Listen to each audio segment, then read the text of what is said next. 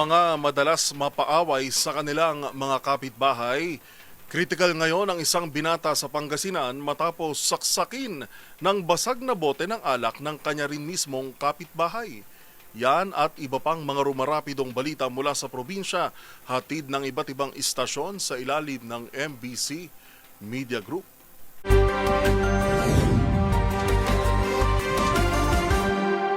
Kasalukuyang inoobserbahan pa sa paggamutan ng 24 anyos na binata matapos itong saksakin sa liig gamit ang binasag na bote ng alak ng kanyang kapitbahay na minor de edad sa San Jacinto, Pangasinan. Batay sa ulat ni Chief of Police Major Napoleon Velasco Jr., naganap ang insidente pasado alas 5 ng madaling araw sa Barangay San Vicente ng nasabing bayan. Ayon sa investigasyon, nagiinuman ng minor de edad na suspek kasama ang ilan niyang mga kamag-anak sa labas ng kanilang tahanan nang dumating ang umano'y lasing na biktima at nakisalo sa inuman. Kalaunan ay bigla umanong may mga sinasabing hindi maganda ang biktima laban sa kapatid na dalaga ng suspek na labis na ikinagalit nito at binasag ang bote ng alak at siyang ginamit na panaksak sa leeg ng biktima. Agad namang naisugod sa paggamutan ng biktima habang ang suspek ay pinasakamay sa WCPD para sa kaukulang disposisyon. Para sa MBC TV Network News, ito si Freddy Fajardo, Aris 38, una sa Pilipinas, una sa Pilipino.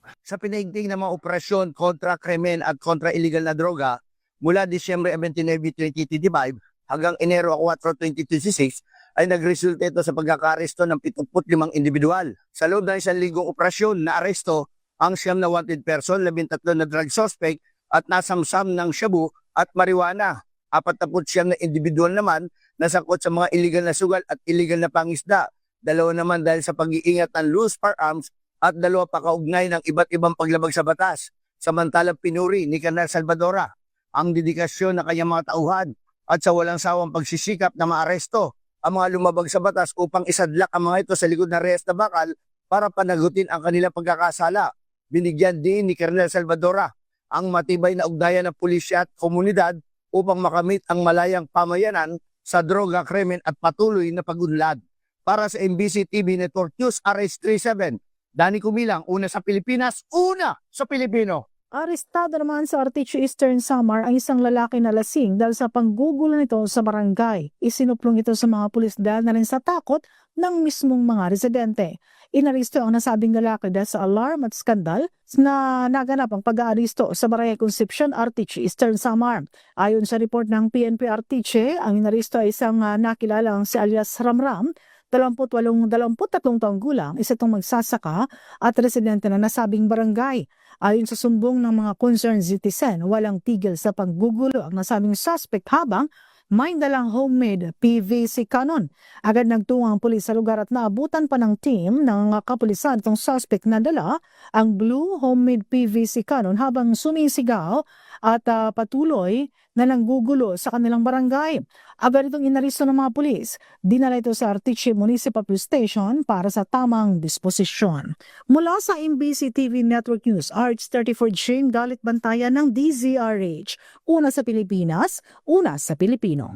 Umabot sa 34.5 kilos ng shabu at 12 kilos ng marijuana na more or less nagkalaga ng 236.3 million pesos ang na-recover ng Bacolod City Police Office simula noong Hulyo 23 taong 2024 hanggang Disyembre 31 taong 2025. Kung saan umabot sa 838 na mga police operations at naaresto ang 1,096 na mga persona o persons habang na-file ang 1,683 na mga kaso sa korte laban sa 774 na mga drug pushers at 312 na mga drug users.